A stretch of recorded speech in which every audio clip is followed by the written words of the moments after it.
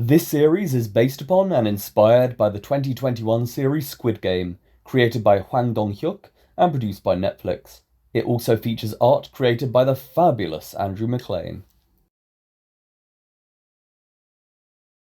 Yusuf, player 28, freezes and gasps as the other two guards walk to the back door of the van. They reach over, grab him by the arms, and force him in without any resistance. The door slams shut, and the van drives away.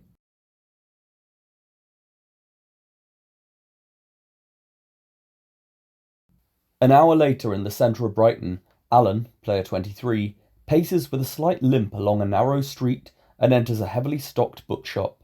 However, instead of examining the books like most other customers, he marches straight to a counter at the back of the shop. Behind this counter is Alan's friend, Tony, who is listening to a female customer complaining that the book she bought is printed upside down. Tony's eyebrows rise when he notices Alan passing the queue and shoving in front of the female customer. Clearly desperate when he reaches the counter, he tells Tony that they need to talk. The female customer's mouth opens in discontent towards Alan, and Tony asks him to wait, then apologizes on his behalf to the customer. She continues to complain how she cannot be expected to pay full price for a book when she has to remember to turn it up the right way every time she wants to read it. Yet Alan interrupts, repeating that he really needs to talk to Tony right now. Tony forces himself to remain professionally stoic as the customer sternly orders Alan to go to the back of the queue.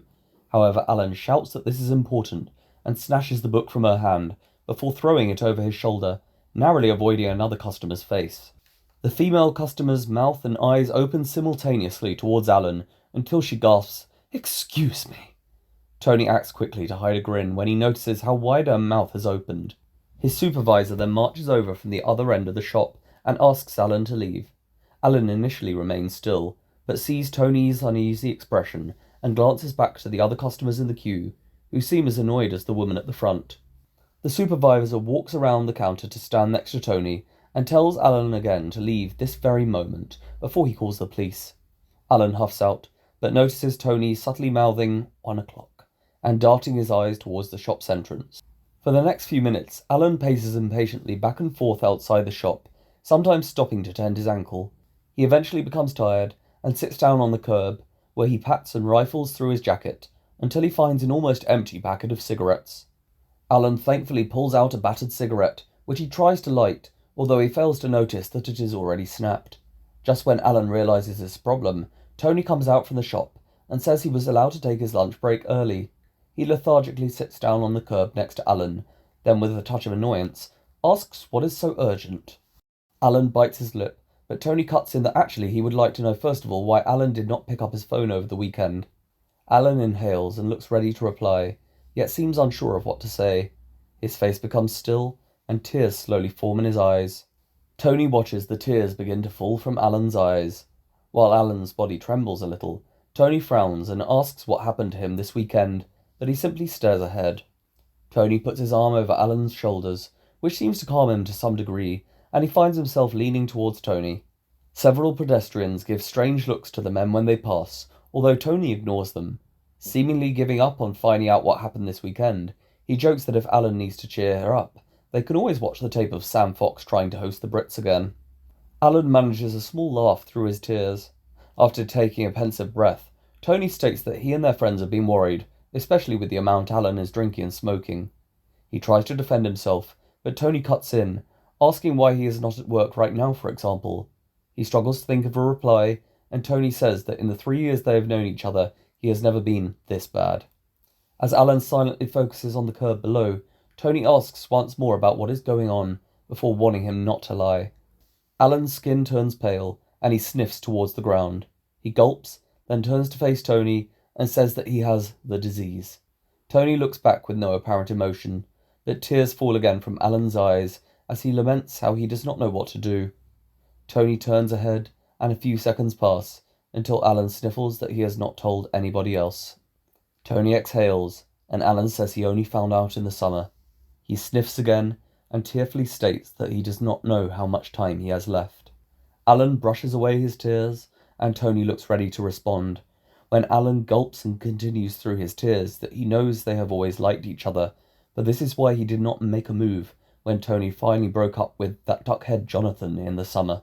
Tony does not respond to this, but asks why Alan did not tell him sooner. He snarls and pointedly asks how he could tell anyone, adding that it does not exactly come up in everyday conversation. He turns back and wipes the tears away, but Tony stares at the ground for a little longer, then calmly informs how he has it as well. Turning back to Tony, Alan squints and loudly exclaims, "What?" Tony calmly recalls how he first tested positive for HIV just after he and Jonathan broke up. Alan listens intently, as Tony shakes his head and growls that he knew Jonathan had been getting around towards the end. Alan exhales in disdain, then Tony explains how he is following the doctor's advice of eating healthily and doing regular exercise. Alan asks if this is why he is jogging all the time, and Tony quietly nods. Before he can say anything, Alan blurts out that this is why he quit smoking as well, to which Tony musters a small, peaceful grin. They are both still clearly shocked at each other's news, and a few seconds later, Alan shatters the silence by swearing loudly in disbelief. Tony gazes back up to him, and an old lady who is walking along the pavement towards them shakes her head in evident disapproval when she walks past. Tony notices her reaction and covers a laugh from his mouth. Upon noticing his expression, Alan lets out a tear-stricken smile and gently takes his hand. Tony smiles towards Alan and grips his hand in return. At this moment, the supervisor comes out from the bookshop and orders Tony back in, as the new batch of Joy Luck Club has just arrived out the back, and he needs the storeroom key. Tony nods and looks ready to get up, but upon seeing him holding hands with Alan, the supervisor asks them to stop that, as this is a family establishment. While Alan snarls at the supervisor, Tony quickly gets to his feet. He is about to do as he has been asked when a grin appears on his face. He then pulls the storeroom key from his pocket and asks the supervisor if this is what he needs. The supervisor nods impatiently and puts his hand out, but Tony chuckles and pulls Alan up under the arm, which prompts him to his feet. Alan looks in bewilderment to Tony, who whispers that he has always wanted to do this. The supervisor begins to ask what's going on, when Tony grabs Alan's hand and begins to run away from the shop. The supervisor shouts to come back, as his lunch is in the storeroom, but this makes Tony and Alan laugh as they run on. Although Alan struggles a little to run on his wounded ankle, he keeps up with Tony and manages to dodge various pedestrians and lampposts. The supervisor yells that Tony is fired. Still running, Alan glances to him, but he remains smiling and grips Alan's hand tighter as they turn the corner onto the next street. A minute later, Alan and Tony slow down next to a small park. Alan leads Tony through a gate, and the pair are still amused when they come to a stop within a small clearing of cherry trees. Tony jokes that his supervisor hates having to go to the vegetarian cafe next door for lunch. Alan incredulously repeats the word vegetarian cafe and laughs again, but Tony steps forward and puts his hand on Alan's shoulder. Alan turns to Tony, and they take shallow breaths as they look into each other's eyes.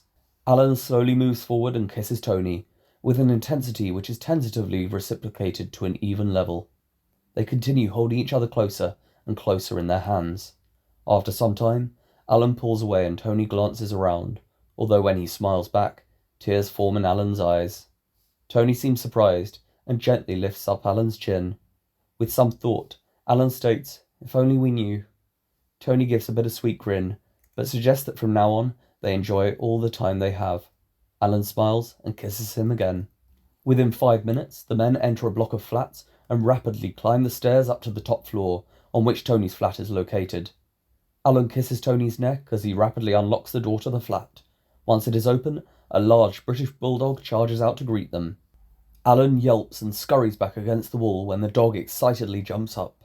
He shouts to Tony for help and squeezes himself into the corner whilst the dog playfully barks. This causes Tony to watch in bewilderment, then Alan swears and flaps his hands in a panic at the dog, yet she innocently wags her tail and waddles towards him with a wide, jowly smile. Seeing Alan's terror, Tony moves between him and the dog, but turns with a frown and asks why he is so scared of Maggie all of a sudden. Alan says nothing, but continues to watch from behind Tony as Maggie sniffs their feet and walks round in merry circles. Tony leans down to stroke her ears, and she jumps up to lick his face. After struggling to tolerate any more of Maggie's licks, Tony looks back up to Alan, who is still pale and seemingly uncomfortable. Tony smiles and firmly tells Maggie not to jump up.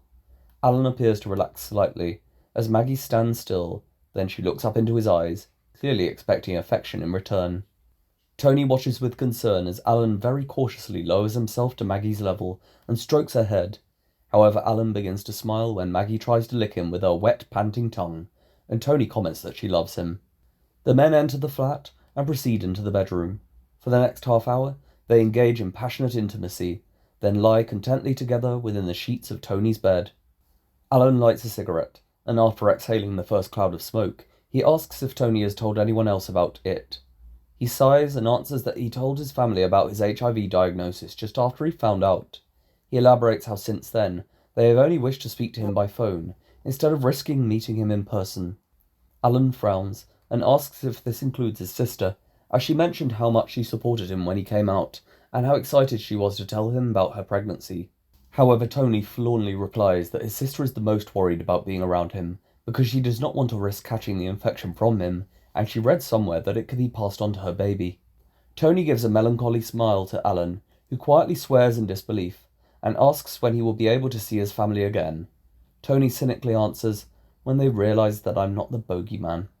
Although he adds out either way, life is too short to deal with this shirt. Tony declares that this goes for his job too, as he doesn't want to waste another moment dealing with those tossers and their books. Alan smiles, but Tony frowns and says he never explained why he was not at work today. Through regular pauses for his cigarette, Alan explains what happened on Saturday morning, and Tony assures he will find something.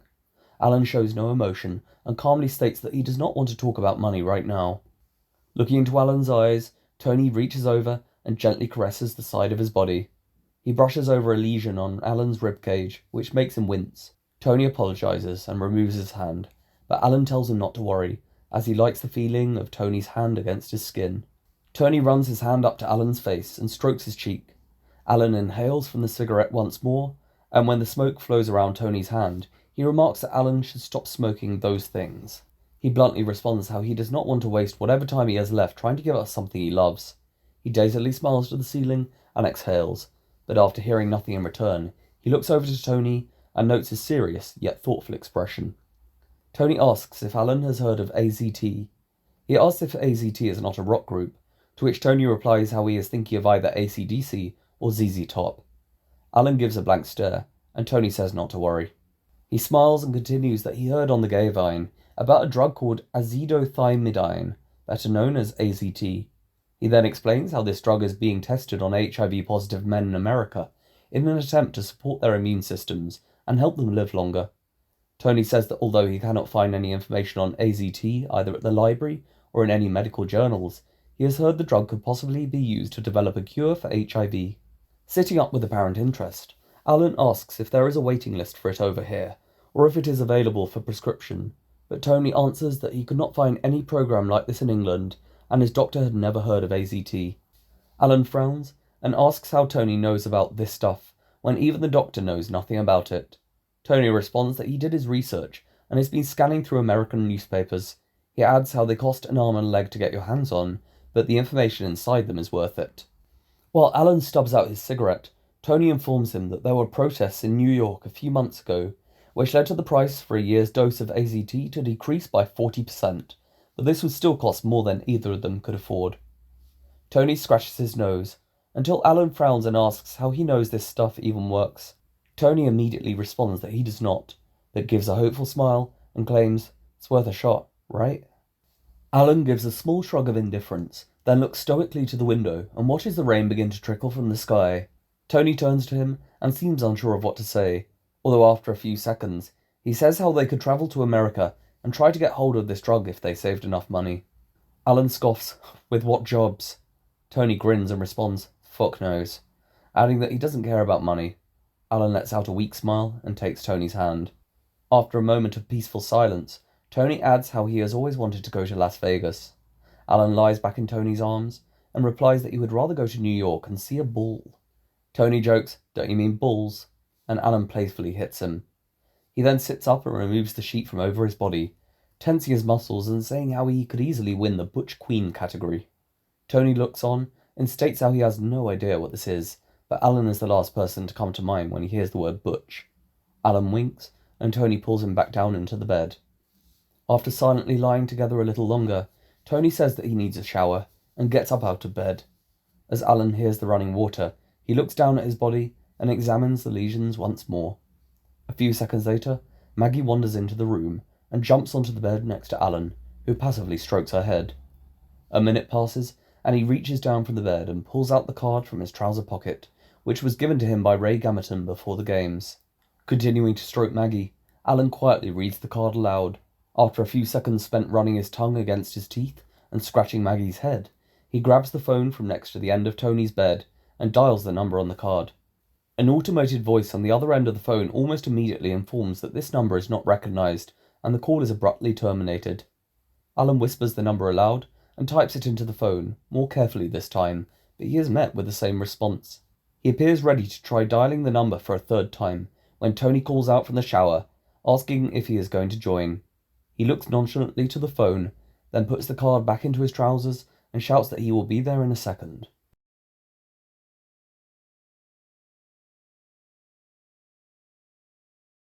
Almost half an hour later, a punch bag is being battered inside a dank 7th-floor flat in the outskirts of Croydon. The surrounding room is only lit by the grey skies outside, and the peeling walls are scantily decorated with military medals and memorabilia hanging in a random pattern from nails in the wall. Mary, player 95, continues to punch the bag with more and more force until a stopwatch lets out a shrill ring from the nearby table, which is covered by a camouflage jacket. She gives a final punch, then stops and catches her breath. The bag swings back towards Mary and taps her lightly on the back, which causes her to flinch and twist round. Yet she slowly exhales, brings the bag to a stop, and takes off her tatty black gloves. She takes a swig of water and feels her pulse, when We Didn't Start the Fire by Billy Joel begins to blare out from the floor above. Irritably swearing, Mary grabs a wooden stick from the nearby wall, which she taps against the ceiling. After doing this a few times, the music stops and footsteps are heard descending the stairs. Closing her eyes, Mary breathes deeply, until an older woman with a large greying afro and gold-rimmed glasses enters the flat and squints around the dark room with a displeased expression. Mary states that this song always gives her a migraine. The old woman does not reply, but turns on the light switch next to the door. Mary immediately orders her to turn it back off, although the woman ignores her and shivers as she saunters into the room, exclaiming how Mary will catch her death. Mary opens her mouth to respond, but holds her tongue. The woman rubs her arms as she looks out the window, then ruffles through a pile of letters on the adjacent table, only some of which have been opened. She demands to know which of these letters is the heating bill and how much is owed. Mary casually replies how she does not know, but she does not need to waste more money on heating when she has survived in much worse conditions. The old woman does not appear to accept this opinion, but sits down on a chair by the window without saying another word. Mary feels for the stopwatch on the table, and the woman asks if she is going to spend all day cooped up in here. Mary winds the stopwatch back to 0. The old woman then asks if she will head down to the job centre before it closes at 5. While stretching her bicep muscles, Mary responds that she would happily take a job if it didn't make her want to jump off a cliff. The old woman firmly orders Mary not to talk of sin in this way. She apologizes and the woman nods, assuring how she will surely find a job she likes if she keeps looking. Mary sighs and exclaims that she already had a job she loved. The old woman pauses and claims she understands, but Mary still needs to bring in the dough somehow.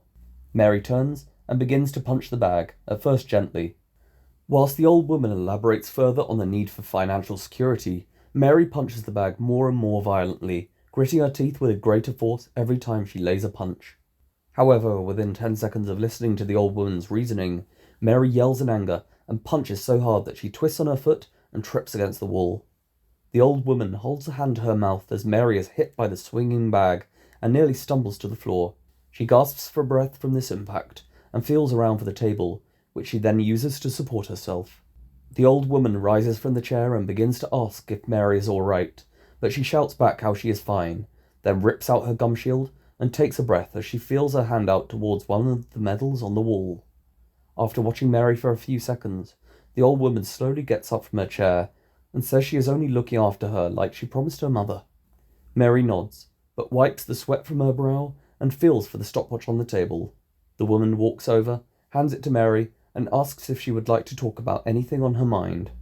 Mary twists away and thanks her for the offer, but gestures to the bag and replies that she would rather bash the crap out of this instead. The old woman sighs and responds how Mary doesn't need money for a therapist when she is just upstairs. Mary nods and the old woman heads to the door, yet turns and says to come up this evening, as she is cooking her bhajan. Mary lets out a meagre smile. The old woman patiently says that Mary can keep her flat however she wants, but it is her responsibility as a grandmother to make sure her granddaughter is fed properly. Mary sighs and responds that she will be there. Her grandmother nods and walks through the open door, although before closing it, she tells Mary to head to the job centre this afternoon. Mary turns away and rolls her eyes, but her grandmother declares, if the Lord God gave his only son for us, then the least she could do is a few hours' work, even if it does feel like hell. Whilst her grandmother heads upstairs, Mary stretches her arms and feels for the bag. She picks up the stopwatch, but just before pressing the start button, she stops and approaches the window. She holds her hands against the glass and faces straight ahead to the centre of London and the Thames River for almost a minute. She slowly feels her hands up and down the glass, before heading back to attacking the punching bag once more.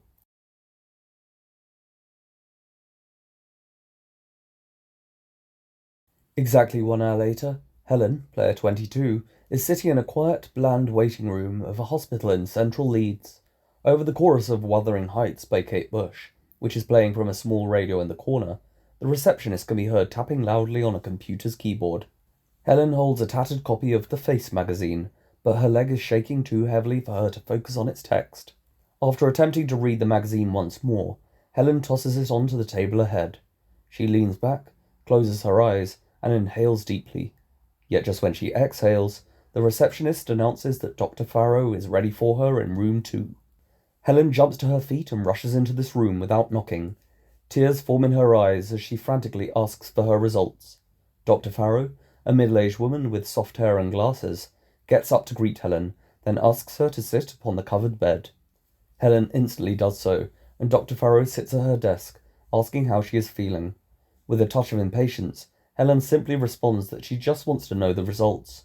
Dr. Farrow nods, but allows a moment of calm silence to pass, before explaining how due to the worsening headaches and nausea that Helen reported before the scan, they need to know if she experienced any other stressful events during this time, in order to better interpret the scan's results.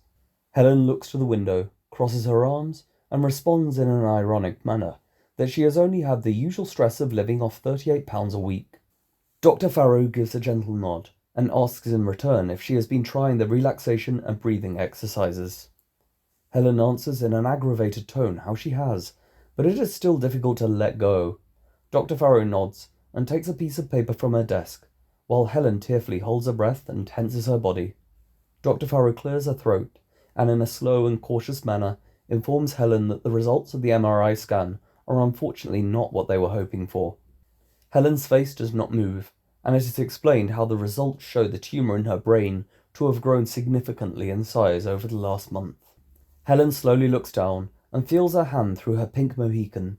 Dr. Farrow conveys her condolences and begins to give further details about the scan, until Helen suddenly asks if she left the oven on. Dr. Farrow looks up to Helen with a gaze which conveys some pity.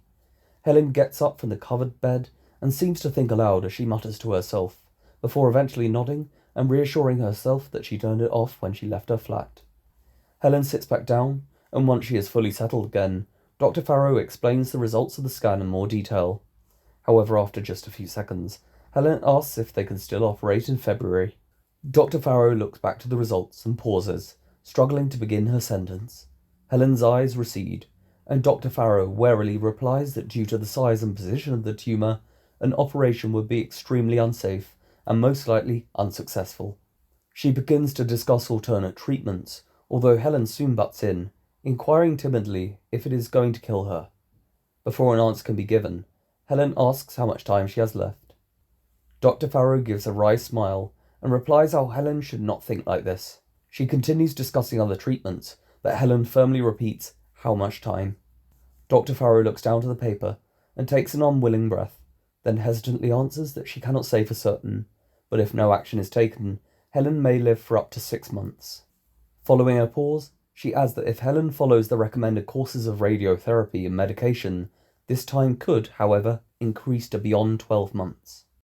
Dr. Farrow gives a weak but sympathetic smile to Helen, who slowly turns back to the window. The benefits of radiotherapy are then mentioned, although Helen responds in a monotone voice that she does not want to go through it again, as it made her feel really sluggish all the time.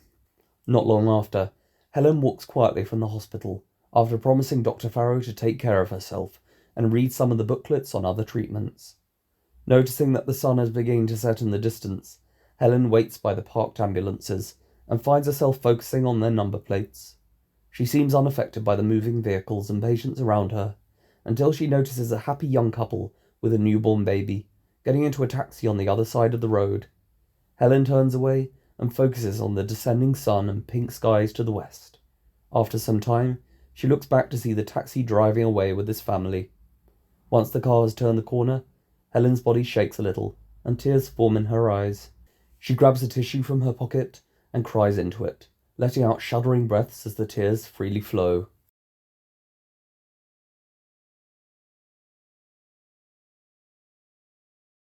While the sun continues to set over the north of England, Steve, player 98, stands in a queue outside an enormous warehouse in the outskirts of Liverpool.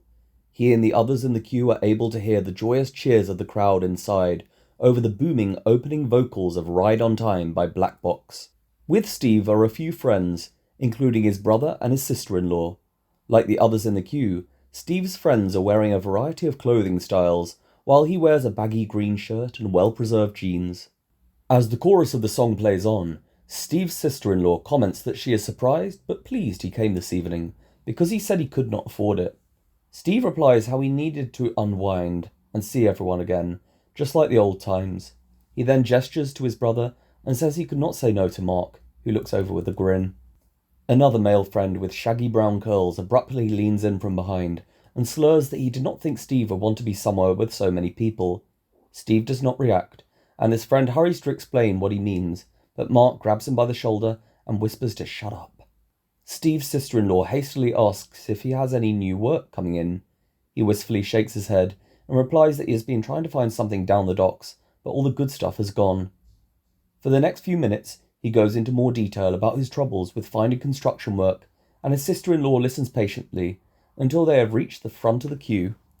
After each paying an entry fee of £1, the group enter the warehouse, which is filled to around half its capacity, as Listen to the Rhythm Flow by Break Boys begins from the speakers throughout. Scattered around the edges of the warehouse are many people, happily talking and joking in groups. In the centre of the floor, though, is a sea of people in different colours and styles, dancing together with joy and serenity. Several of Steve's group advance through the dancing crowd, but he remains in the emptier fringe of the warehouse and looks all around the ceiling. Steve's brother, Mark, and his wife remain with Steve, although he urges them to head in, explaining how he only needs a minute.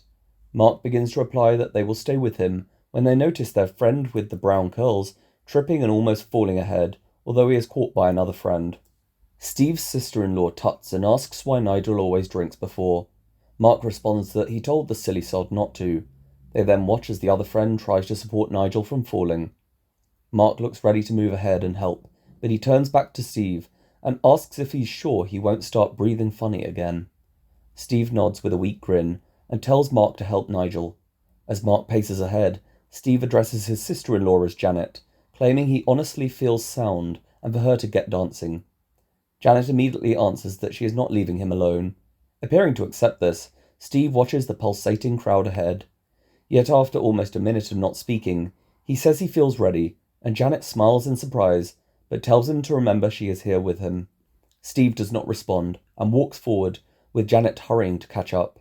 Mark and the rest of the group are already dancing lightly within the fringe of the crowd when Steve and Janet reach them. Steve appears rather wary at first, and deliberately positions himself at the very edge of the crowd, often glancing round to the exits. However, as the next few songs follow, he becomes less tense and more focused on the music overcoming the crowd. While they dance and chat, Janet checks on Steve at regular intervals, and Mark occasionally gives him an inquisitive thumbs up, but after 20 minutes, he still seems unworried.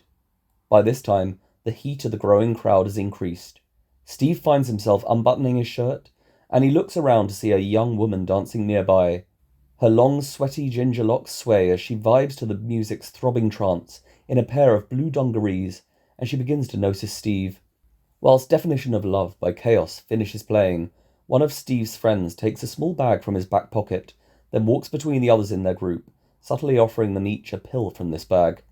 Mark happily accepts one when they are offered, although Steve, who is dancing nearby, shoots him a judgmental look.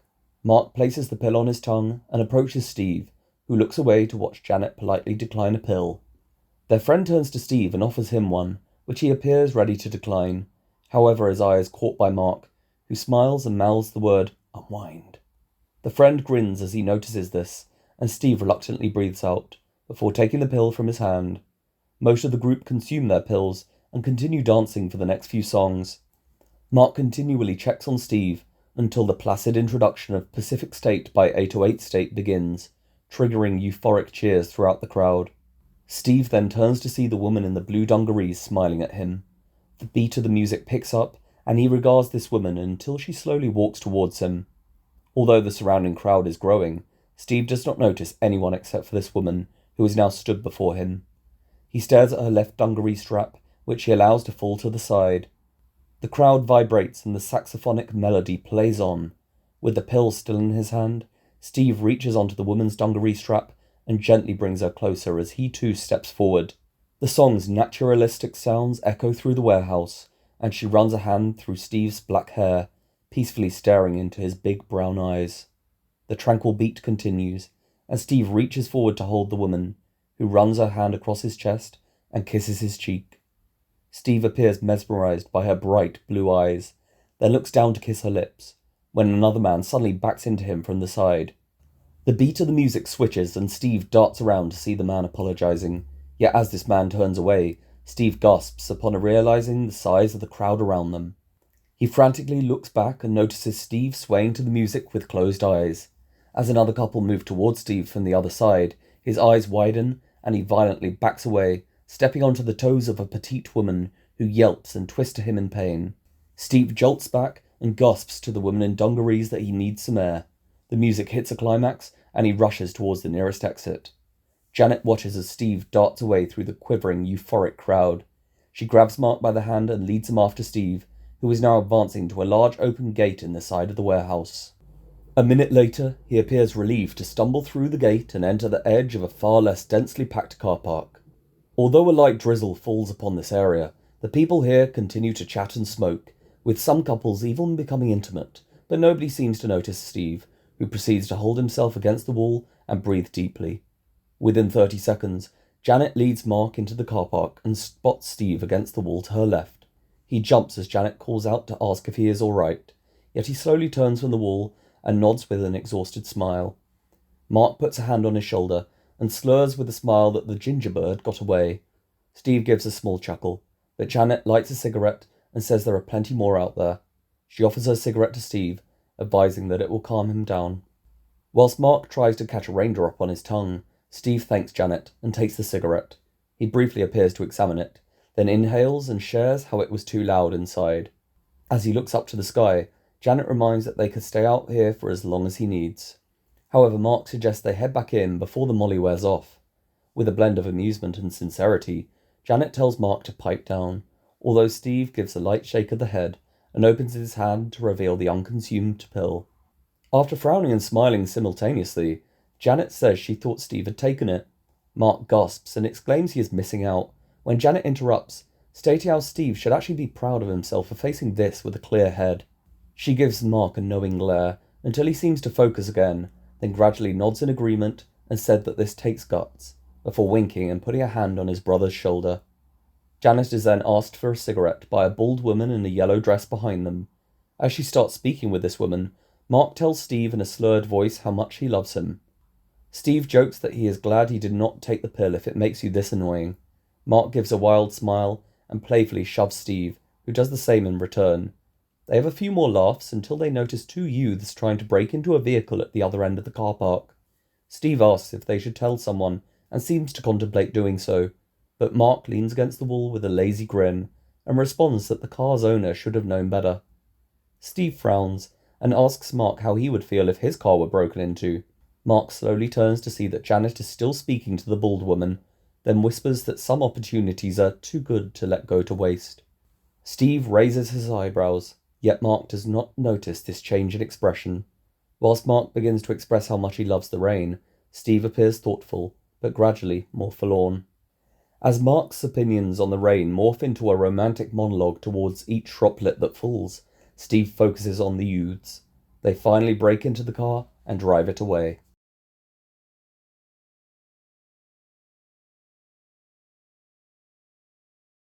At exactly 9 o'clock that evening, Diane, player 96, walks through a darkened garden to the back door of her house, wearing nothing but a bright yellow costume, in which she has been swimming for the last hour.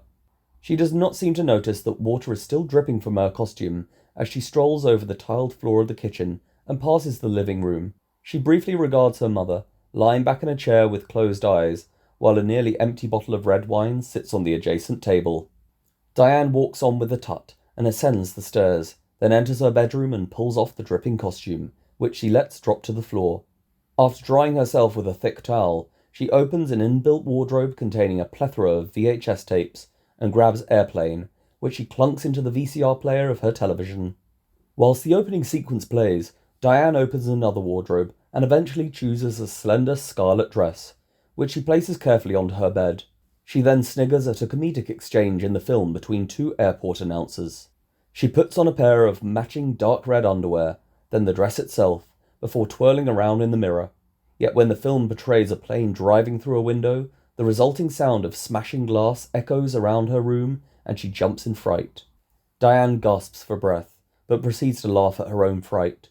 Once she has regained her composure, she lights a cigarette, which helps to calm her as the film continues. She places a new plaster over the bite on her hand, even though it stopped bleeding soon after the game of Bulldog, then pours herself a small glass of white wine from a bottle in the fridge. Seconds later, Diane notices light shining in through the window and looks out to see her father's car coming up the drive. She smiles, steadily finishes her glass, and stubs out her cigarette when the front door is heard opening downstairs. However, just when Diane pauses the video and opens her bedroom door, a loud thud sounds from downstairs. She stops and looks alarmed until she hears her father angrily demanding to know why the floor is wet. Diane opens her bedroom door and listens to an argument begin between her parents, in which her father is continually asking Shirley, Diane's mother, why the floor is sopping bloody wet. Shirley groans back in a dazed tone how she does not know, but Diane's father, John, shouts that if she is going to spend all day drinking away his money, she could at least clean up any drink she spills. Diane smirks, and Shirley protests to John that she could not have caused this puddle by the door, as she has not left this room all afternoon. John laughs, "What a surprise," and said it's no longer the afternoon. Shirley glances to her watch and begins to object, when John impatiently asks if Diane could have caused this mess, but Shirley responds that she went out earlier. Diane screws up her face in confusion, and John shouts how he has had enough, adding that he has been working the whole bloody weekend and might not even have a job after the next election, which is no doubt just around the corner. Diane gasps, but covers her mouth as John continues how on top of having to deal with all this shirt, the land deal has just fallen through, which is going to cost them several more $100,000. Shirley says nothing, and John says he has arranged to see the financial advisor before snarling that they would be better off in a council house. Shirley tries to speak, but John snaps how, just to put the cherry on top, he is expected to pay for her to drink an entire brewery each day, and for that one to waltz in each week looking like a bankrupt prostitute, then break his back when he walks into his own house. Whilst Diane snarls in surprised contempt, Shirley stumbles up from her chair, letting the bottle of wine fall to the floor, and she grumbles how if John wants to talk about letting Diane do whatever she wants, then he is just as guilty. He begins to argue back, but Shirley almost screams over him that he has always showered Diane with gifts, including the BMW she crashed into that barn, and the trip to Paris with the broken vase. John appears unsure of how to reply, and Shirley adds that he even let her choose this tacky art, which they now both have to look at whenever they walk through the hall. Diane morosely bites her lip as she continues to listen from her bedroom. John then yells how Shirley should be bloody grateful he spends money on Diane, and that he has always treated her like he would treat his own child. Diane's eyes widen, and she finds herself gulping. Her jaw slowly drops as she hears Shirley shout back that John is of course the hero, always throwing money at the problem. Gripping onto the nearby door handle, Diane breathes erratically, and John replies that he could chuck the pair of them out and make her Shirley's problem instead. As tears form in Diane's eyes, she loudly wheezes for breath, and a pause ensues when John and Shirley hear her from downstairs. John walks towards the stairs and sees Diane stood by her bedroom door. He desperately calls, "Sweetheart," to her, although she glares back.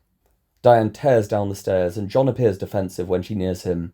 Through a breath and a sob, she demands an explanation for what he was saying, but he stays quiet and stares blankly. Shirley picks up the bottle of wine from the floor and watches Diane poke John's chest with her finger, urging for an answer to this question. John calmly tries to explain that he is simply stressed to the nines and not thinking properly, yet before he finishes this sentence, Diane twists around and asks Shirley for an answer. She says she needs to sit down and finds herself opening the bottle of wine before lulling herself into one of the pink chairs in the hallway. Diane turns back and looks expectantly to John, who is also struggling for words. Her anger quickly changes to disbelief, and she asks if he is not her real dad. John looks into her eyes for a few seconds, then sorrowfully to the floor. Diane whimpers, "Oh my God," and struggles to control the following tears. John sighs and claims they meant to tell her earlier. He walks forward and tries to embrace Diane, but she flounces off his hand and screams that they have had 22 fucking years to tell her. She jolts round to Shirley and demands to know who her real father is. Shirley seems unsure of what to say, and Diane cries how actually she does not want to know. John tries to speak to Diane, but she storms back upstairs. He then snarls to Shirley that he always told her this would happen, and they should have told Diane sooner. While the argument resumes downstairs, Diane barges into her room, still in tears, and snatches her bag, mobile phone, and wallet. She then shoves a denim jacket over her scarlet dress and storms back out the room. When she reaches the hall, John begs her not to leave, especially at this time of night. He adds that he is sorry, but she pushes past and heads to the front door without another word. John watches Diane until she swings round at the front door and defiantly tells him that although she does not like to spend his money, she worked bloody hard to try and make her own this weekend. John's desperation briefly changes to surprise, and Diane rips the plaster from her hand.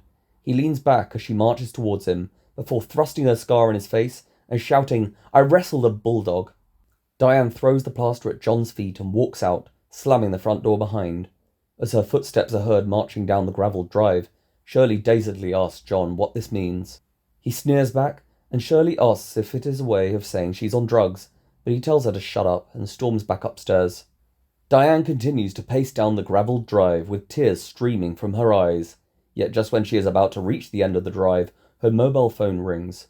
She yanks it from her bag, pulls up the antenna, and somberly asks who this is. A distorted male voice states that at 10 o'clock, a car will park in the location it dropped her this morning. With a grimace, Diane comes to a stop at the entrance to the road, and the voice continues that she will have 5 minutes to get in this car if she wishes to return to the games. Diane glares in confusion to the phone, but the call ends, and she frantically asks, "Hello?" a few times, albeit to no response. She exhales with a thoughtful scowl, then crosses the road and stands beneath a dim lamp-post. After a few seconds, Diane breathes out in disbelief. She then takes out a packet of cigarettes from her bag. She does not appear affected by the very low temperature, but simply begins to smoke.